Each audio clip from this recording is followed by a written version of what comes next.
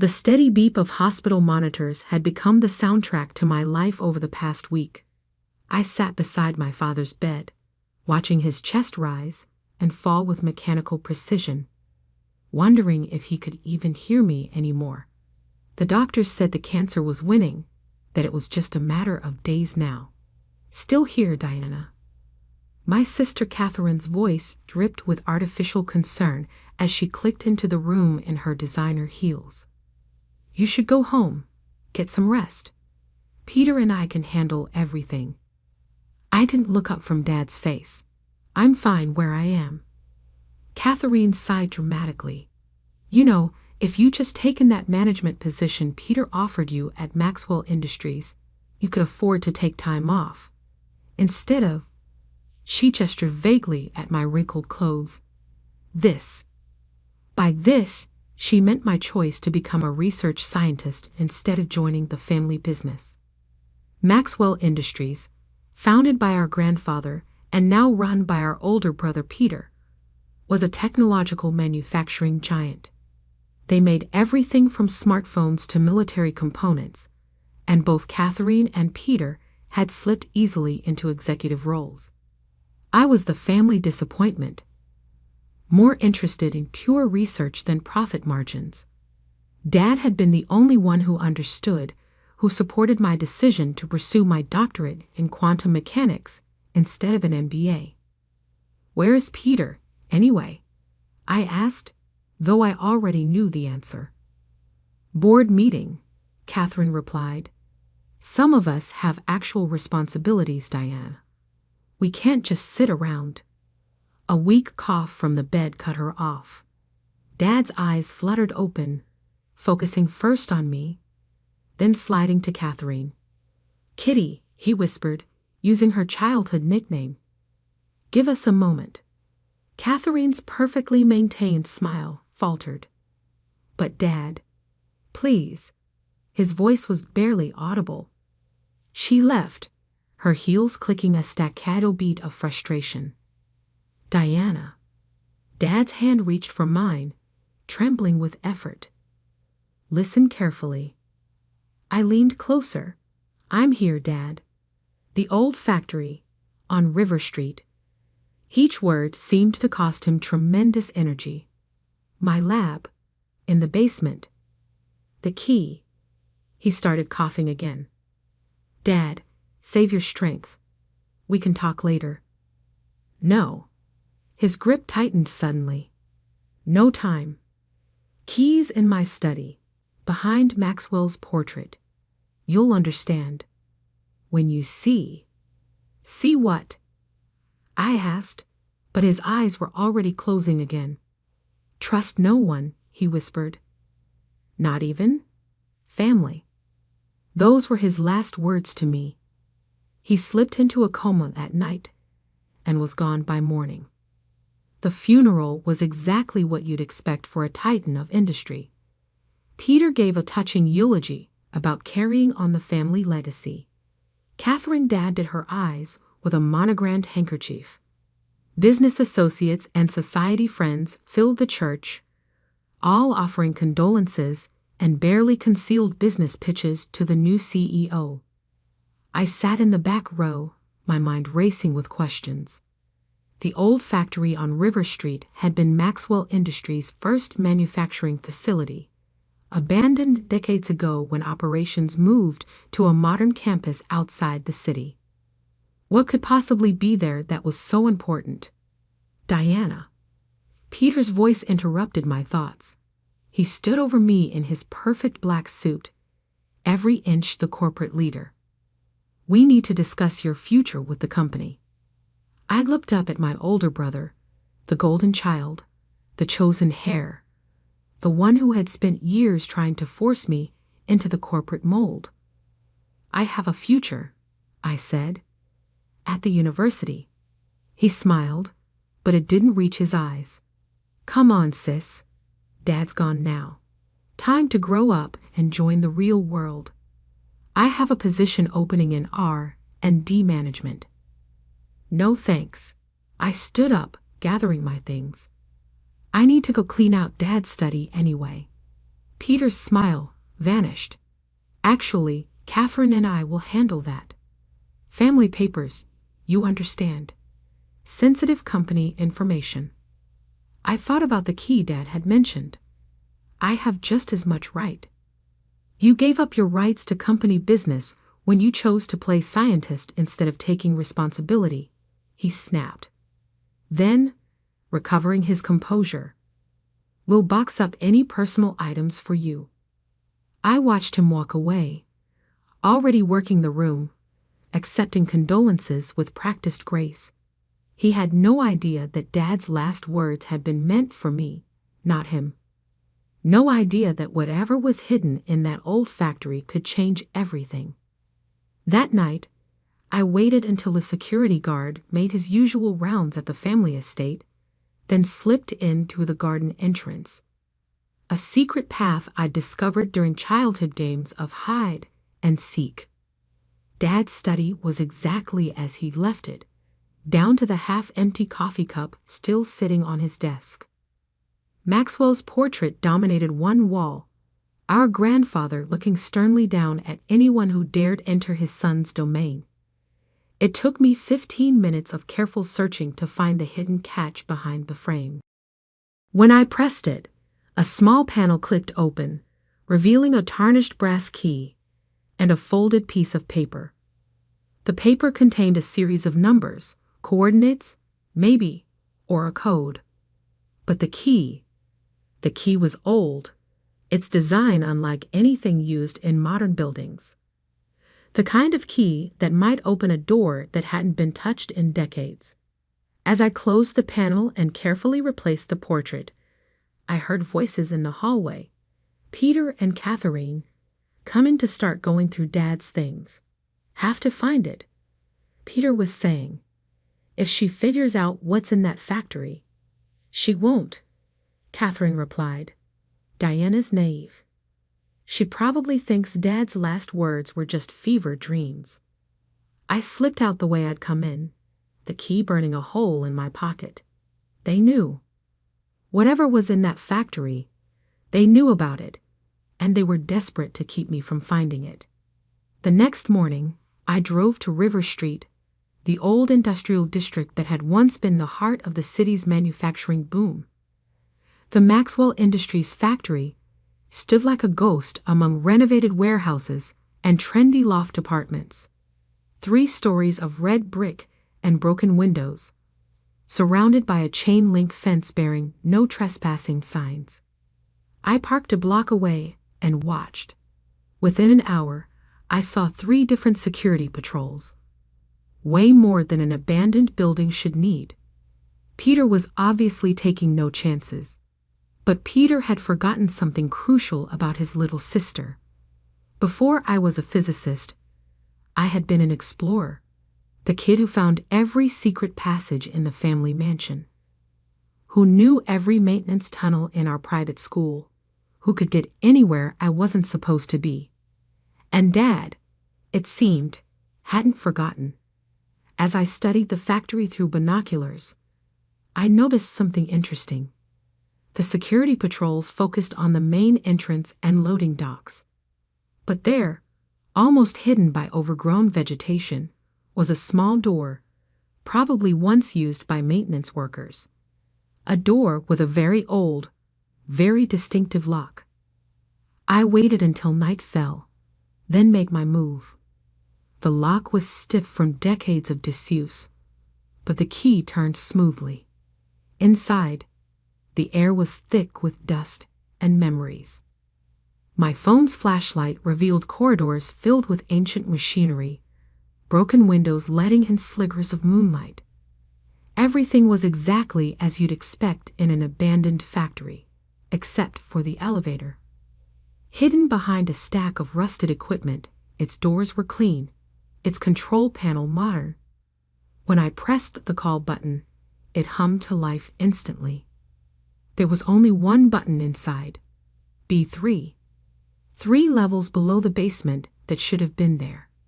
As the elevator descended, I thought about Dad's last words. Trust no one, not even family. The doors opened onto something impossible, a state-of-the-art laboratory that looked like it belonged in a sci-fi movie. Holographic displays filled the air with swirling data. Complex machinery hummed with power. And everywhere, covering every surface, were notes and diagrams in my father's distinctive handwriting. "Oh my God," I whispered, picking up the nearest notebook. "Dad, what were you working on?" The answer, written in bold letters across the first page, made my blood run cold. Project Quantum Gate. Phase 3.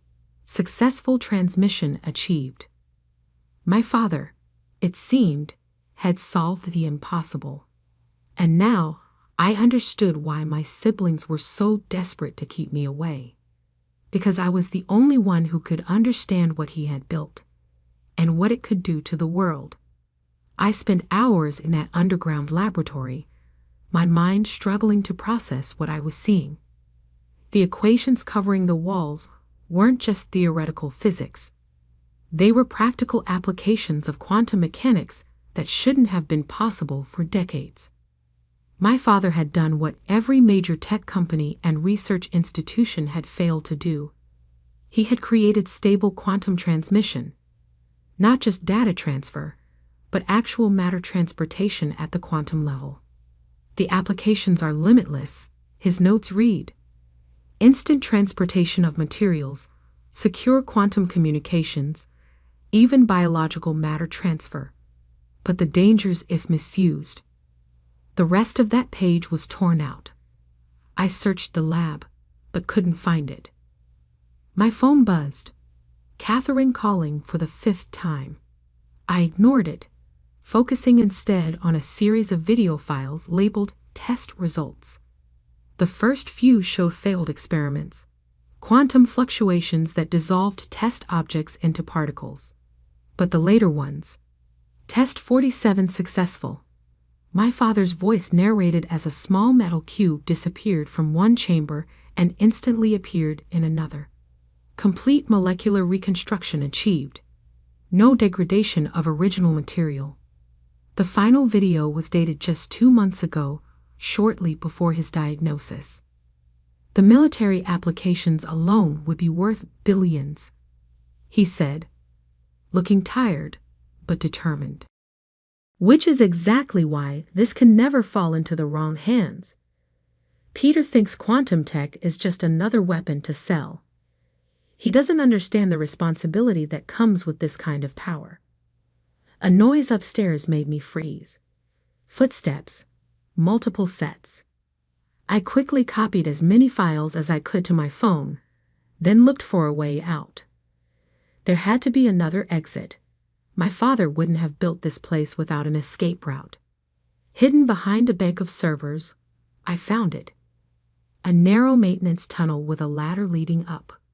Just as I closed the tunnel entrance behind me, the elevator doors opened. "She's been here." Peter's voice echoed in the lab. "Everything's powered up." "Find those notebooks," Catherine snapped. She can't be allowed to understand what this place is. "Too late," I whispered, starting my climb up the ladder. The tunnel emerged in an abandoned warehouse 2 blocks from the factory. By the time I made it home, my phone was flooded with messages, not just from my siblings, but from Maxwell Industries' legal department. CEAC and DESIST. The email's subject line blared, "Unauthorized access of proprietary company technology." I laughed. They thought corporate lawyers could contain something like this? My doorbell rang just as I was reviewing the copied files. Through the peephole, I saw Catherine, still wearing her funeral clothes. "Diana, open up." She sounded frantic. "We need to talk about what you saw." I stayed silent, watching. "Please," she continued. "You don't understand what's at stake. The company, our family's legacy." "You mean the weapons contracts?" I called through the door. "Is that why you and Peter are so desperate to control Dad's research?" Silence. Then, how much do you know? Enough to understand why Dad wanted me to find it instead of you. I heard her take a shaky breath. We can make a deal. Name your price. Whatever university position you want. Funding for your research. You still don't get it, I said. This isn't about money. It's about responsibility. Dad knew that. Dad was dying, she shouted, mask finally cracking. He wasn't thinking clearly. Peter has buyers lined up. Legitimate military contracts that could transform Maxwell Industries. Into what? I demanded. A weapons manufacturer. Using quantum technology to create something that could destabilize global security. To create something that could protect our nation. A new voice said. Peter, standing at the end of the hallway. Be reasonable, Diana. This is bigger than your moral qualms. I watched through the peephole as he approached, his expression calm, but his eyes cold.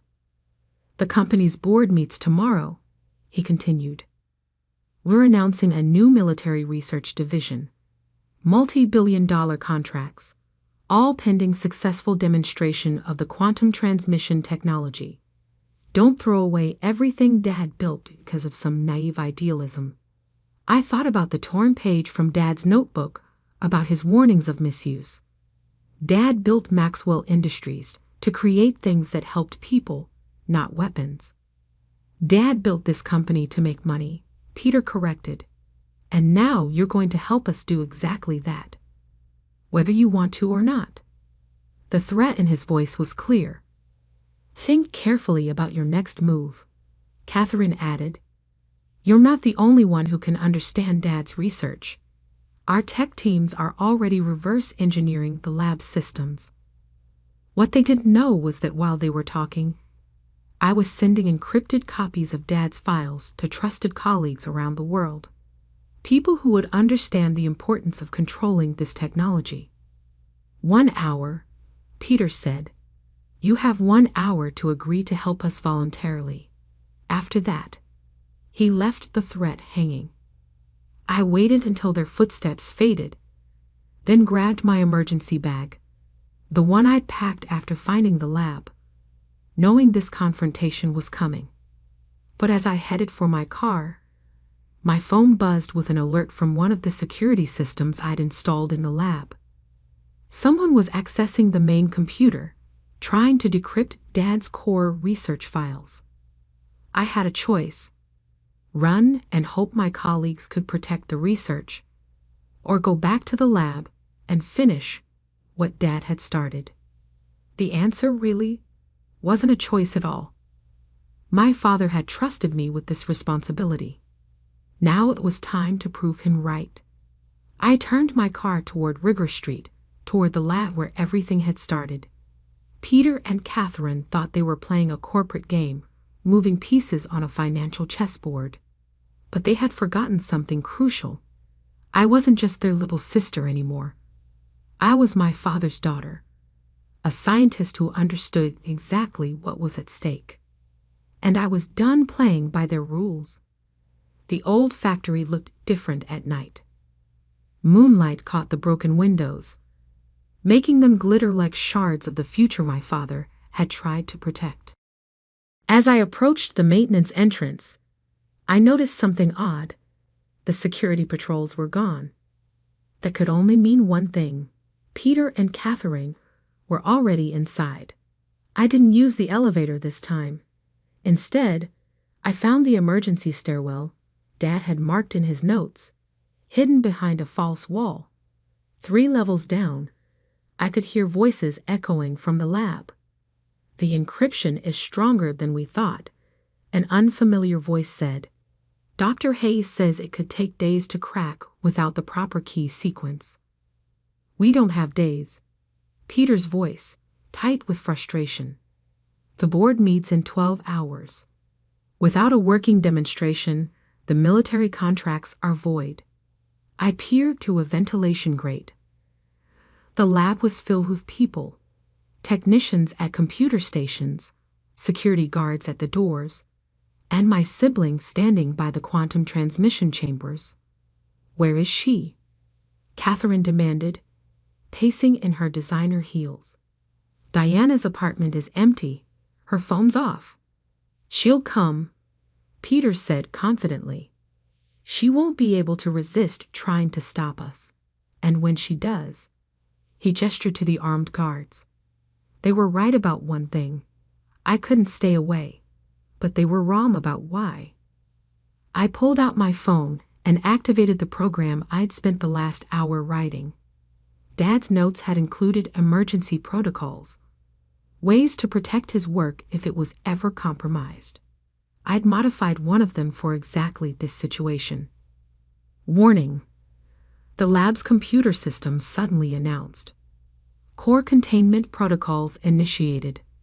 Quantum stabilization failing in 10 minutes. Chaos erupted in the lab. Technicians scrambled to override the warning as emergency lights began flashing." "What's happening?" Catherine screamed over the alarms. "The quantum field is destabilizing," one of the technicians shouted back. "If we don't shut it down properly, the entire system could collapse." "Then shut it down." "We can't. The controls are locked out." I smiled, stepping out of my hiding place. "Actually, you can. But you'll need my help." Every gun in the room swung toward me. Peter's face twisted with rage. "What did you do?" "Activated Dad's failsafe," I said calmly. "In 8 minutes, the quantum field will collapse, taking all his research with it. The only way to stop it is with an encryption key that only I have." "Give it to us," Catherine demanded. "Now." "Or what? You'll shoot me?" "Then you'll definitely lose everything." Peter raised his hand, stopping the guards from advancing. "Name your price." "My price is simple. Dad's research stays private. No weapons, no military contracts. Maxwell Industries returns to what it was meant to be, a company that creates things to help people, not destroy them." "You're insane," Peter spat. "Do you have any idea how much money?" 5 minutes to quantum field collapse," the computer announced. Catherine grabbed Peter's arm. "We don't have a choice." I pulled out a flash drive. "This contains a new corporate charter I had drawn up. It places control of all quantum research under an independent ethics board. Sign it, or watch Dad's life work disappear." Peter's face went through a fascinating series of emotions: rage, calculation, desperation. Finally, he nodded. "Give me the damn papers." The next few minutes were a blur of signatures and quantum calculations. With seconds to spare, I entered the stabilization code, bringing the system back under control. "You played us," Catherine said quietly as the emergency lights faded. "No," I corrected. "I protected us from ourselves." The following days were intense. The board meeting became a very different kind of announcement, not about military contracts, but about Maxwell Industries' new direction in ethical quantum research. Peter fought it at first, but the publicity was overwhelmingly positive. Stock prices soared as tech media celebrated the company's commitment to responsible innovation. Within weeks, civilian applications of Dad's discoveries were changing lives. Quantum-based medical scanners, secure communication systems, clean energy solutions. Catherine eventually came around, especially when she saw how our new direction improved her social standing. "Ethical tech is very in right now," she informed me over our first civil lunch in weeks. The lab became my new workspace, not hidden anymore, but open to carefully selected researchers from around the world. Every morning, I passed Dad's old portrait in the lobby, now hanging beside a plaque with his words, "Power without responsibility is the most dangerous force in the universe." 1 year later, I stood in that same lab, watching as the first quantum-powered medical scanner saved a child's life. The technology that could have been a weapon was now a tool for healing. My phone buzzed. Peter calling. We weren't close, probably never would be, but we'd reached a kind of understanding. The London facility is ready, he said without preamble. Catherine's handling the PR, but we need you there for the technical setup. I'll be there, I promised, just as soon as I finish something here. After hanging up, I walked to the back of the lab, to a door that only I could open. Inside was Dad's private office, exactly as he left it. On his desk sat a letter I'd found hidden in the lab's original encryption code. My dearest Diana, it began, if you're reading this, you've done exactly what I knew you would. You saw beyond profit and power to the real potential of what we've created. Your siblings never understood that our work wasn't about money or success. It was about making the world better, one discovery at a time. I touched the letter gently, feeling closer to him than I had since those final moments in the hospital. Trust no one, he told me. But what he'd really meant was, trust yourself. The quantum gate hummed quietly in the background, its blue light casting shadows on the wall. The same technology that could have started wars was now saving lives. All because one person chose responsibility over power. My phone buzzed again, another breakthrough at the medical center. I smiled, tucking Dad's letter back into its drawer. There would always be people like Peter and Catherine, seeing only dollar signs and power plays. But there would also always be people who understood what Dad had taught me, that the greatest discoveries aren't the ones that make us rich or powerful, but the ones that make us better. As I headed out to help with the new medical protocol, I passed the factory's old entrance. The no trespassing signs were gone, replaced by Maxwell Industries' new slogan, Innovation with Integrity. Dad would have liked that. And somewhere, in whatever quantum realm he might be watching from, I knew he was smiling.